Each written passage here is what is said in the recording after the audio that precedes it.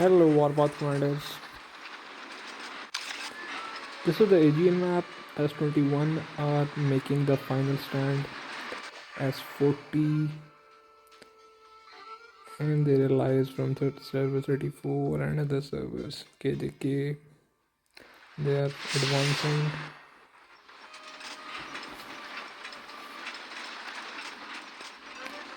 I have no money for this.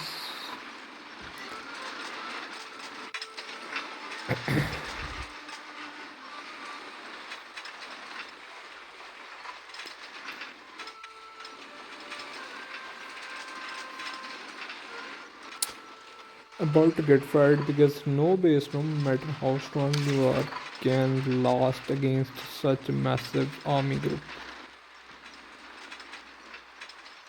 And that's the strength of S40. And they realize they make massive army groups. S21 has whales, but whales can't last against such massive army groups.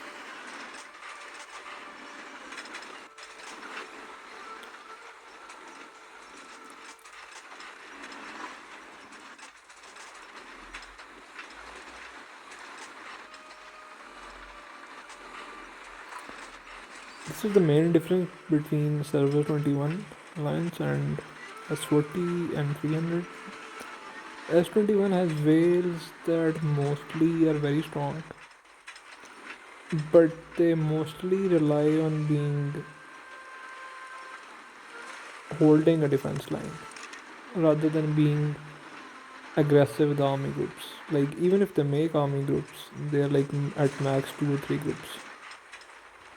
Whereas when S40 makes army groups, they're like 7 to 8 groups minimum.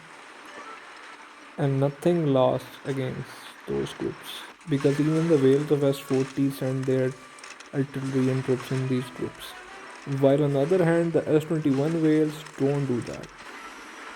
And this is the core difference between the playstyle of both alliances. He just jumped out. He knew he would end in disaster, so he just wanted to save base HP, which is more important, I believe. He jumped to the other side. He has only 4 troops inside. Fifth, okay. Fifth is prepared.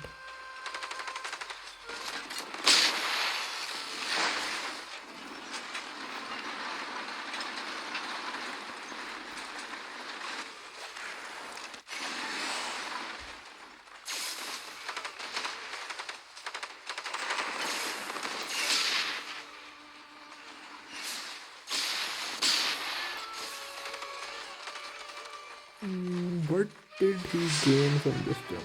Just a few extra minutes, I believe. Yeah.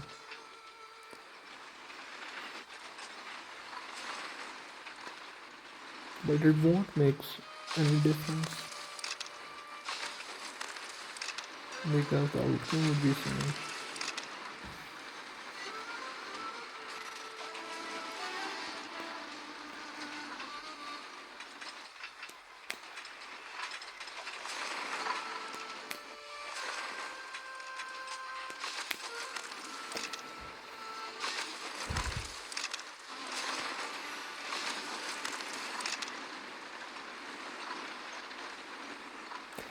When he airlifted from that corner, he was like, the attack did start, right? So when the airlift, does the base still remain active or not? Because when he jumped here, he could have attacked any of the troops nearby, and when they had attacked back, his base would have shot all those troops.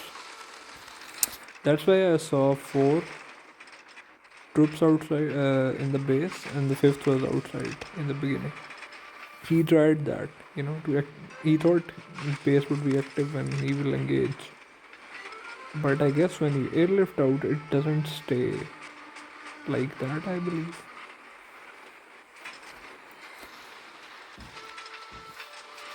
And even the new mechanic that's coming in the future update, they have stated that when you airlift, I think it doesn't stay.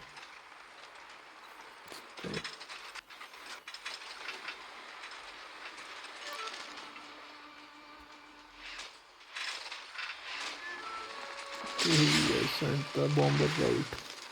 They are tied.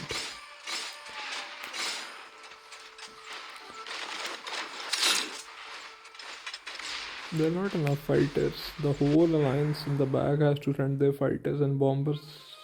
That's the only way they can damage some of the artillery, and then maybe his base could like last a little bit longer. Too much lag. Damn.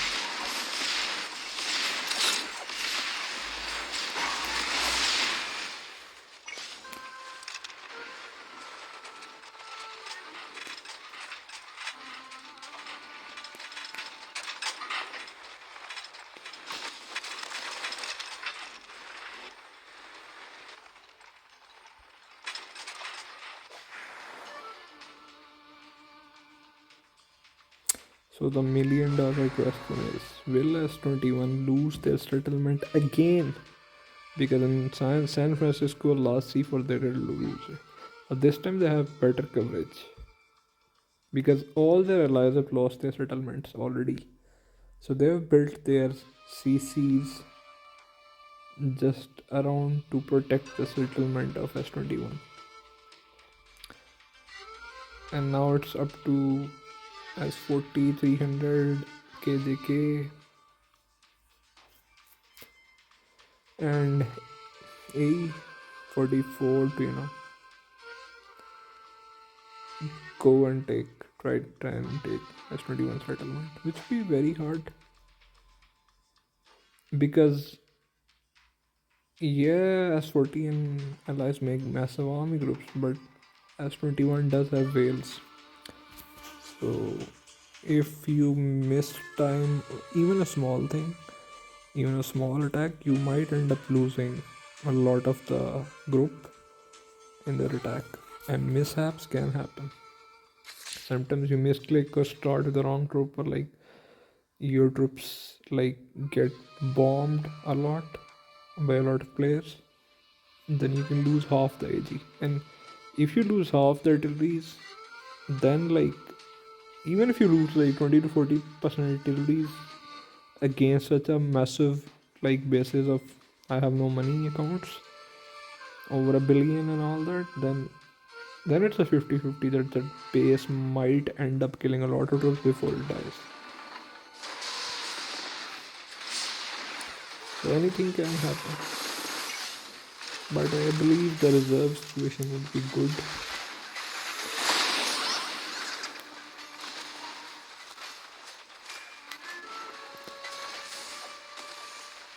S21 and their allies need to make massive army groups, like at least 8 to 10 groups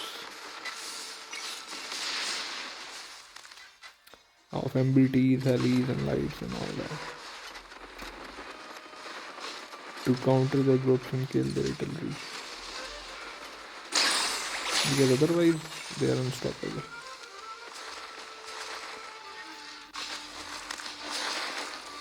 There's no chance to stop. This is why S41 every C4 because of the groups. Because their groups dominate the map. And that paves the way for the artillery and other troops to launch.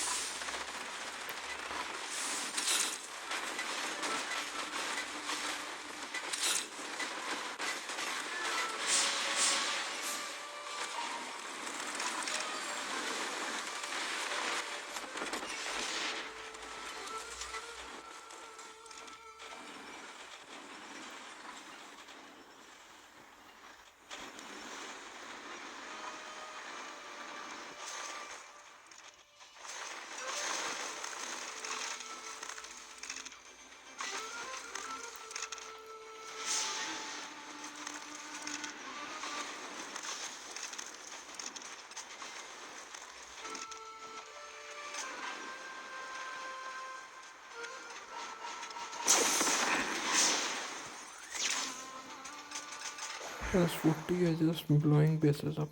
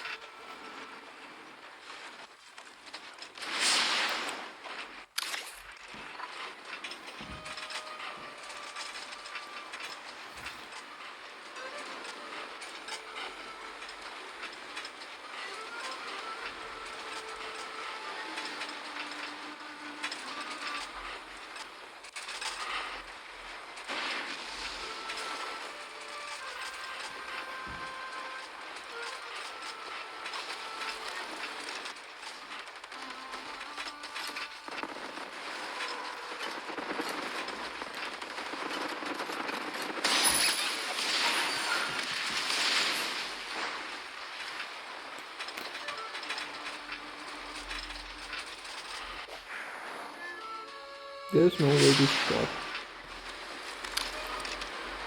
The only way to stop them is to have massive counter groups.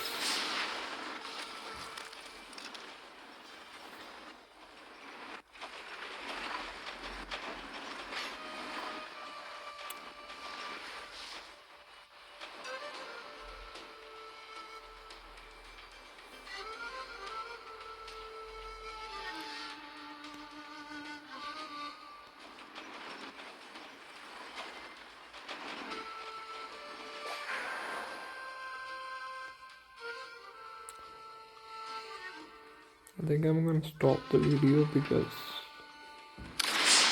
my phone memory is almost full and I can't make 2 hour long video.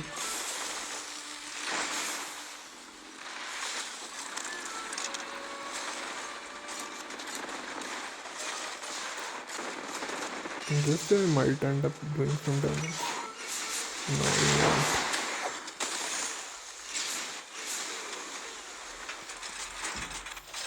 That asset had only 15 million power and he didn't even die because there was just too many howitzers that brought the base down so quick.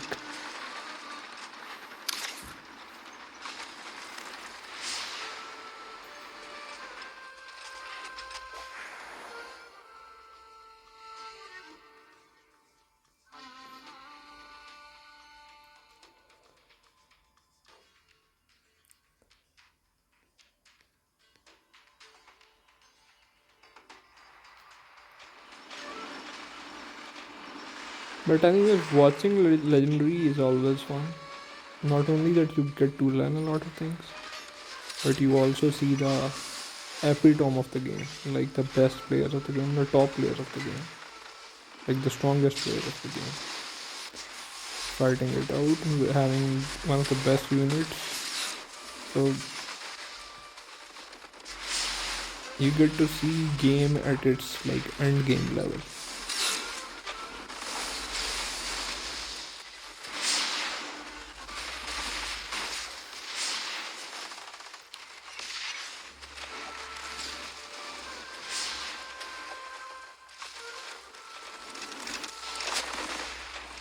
I will post another video. If you guys want to see more videos of this war, do let me know because I'll make the space in the phone just to record more videos. And I'll probably be asleep at the time of... Yeah, I'll be asleep at that time because I can't stay up that late. It would be like 5 a.m. in the morning for me.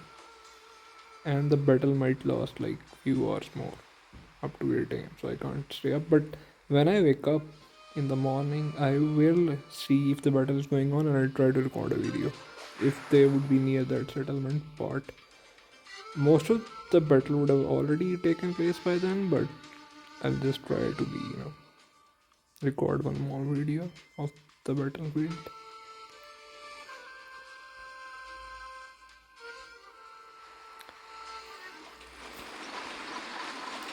Do let me know if you guys enjoy such videos or should I keep making content that actually helps the newer players.